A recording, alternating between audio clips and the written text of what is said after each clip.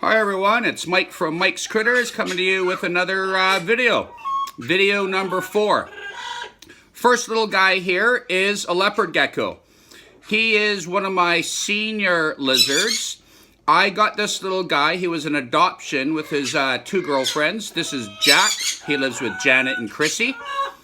They are all about 20 years old now. When I first got them, they're about the size of my pinky finger. Very common pet lizard to have, as their needs are not as intricate as some of the other species available. But obviously we all have to do our due diligence and make sure we know how to take care of these animals before we get them and bring them into our house. But a leopard gecko is another member of the reptile family. Be a reptile, cold blood, scaly skin, and you do have a backbone.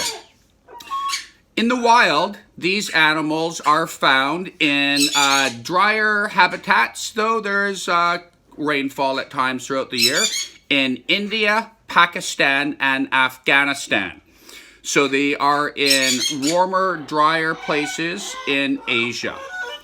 First defense is being out of sight, out of mind.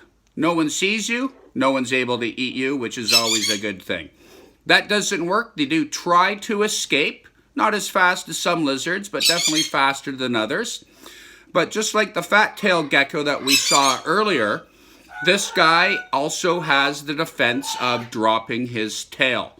I call that defense by distraction. Make another easier target available to your predator, gives you time to run away, and he will grow his tail back.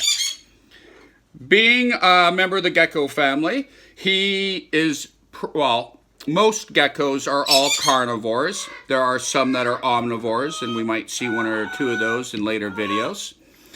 But he eats typically bugs at my house. I've never fed him anything else but certain species of insect.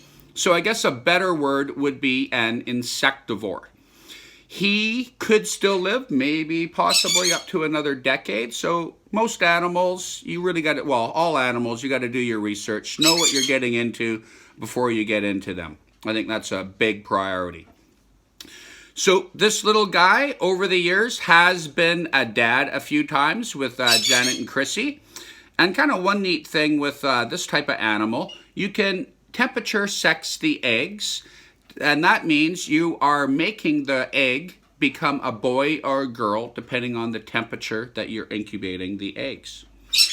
So hope you guys enjoyed meeting Jack the leopard gecko. And we got another one coming out for you right away.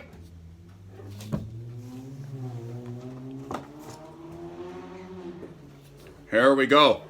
We all know what this is, don't we? This is one of the species of tarantulas I keep.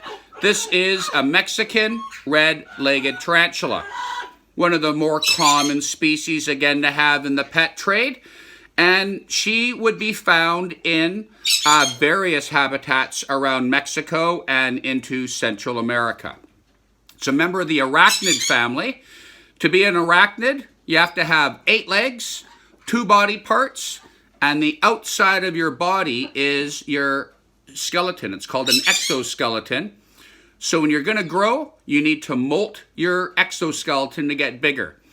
And that is probably the most dangerous time for a tarantula because they're extremely helpless and delicate during that process.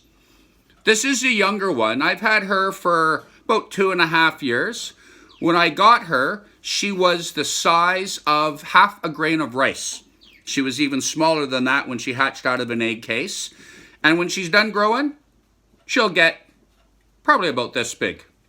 She is nowhere even close, though, to being the largest species of tarantula in the world, which is the Goliath bird eater. Those are typically grumpy, and I would not recommend handling those, though I have seen some people, but I will not when I have had them in the past. Those bird-eating tarantulas, they can get the size of a dinner plate, 10 to 12 inches across. This animal, though, living where it does in Mexico and Central America, it is fossorial. It lives underground in tunnels or burrows and spends most of its life there. Comes out at night, so it's nocturnal, and will hunt whatever it's able to catch and overpower. Typically insects at my house, so it is another insectivore. Think all the girls will like to hear this. Tarantula girls are bigger, stronger, and faster than the boys. They live 4 times longer than their brothers. And and tarantulas in general, well, the girls, they eat their boyfriends. But this is also food to people in parts of the world. A tarantula actually tastes like crab. Kind of odd. I'm allergic to crabs, so none of these will ever be on my menu.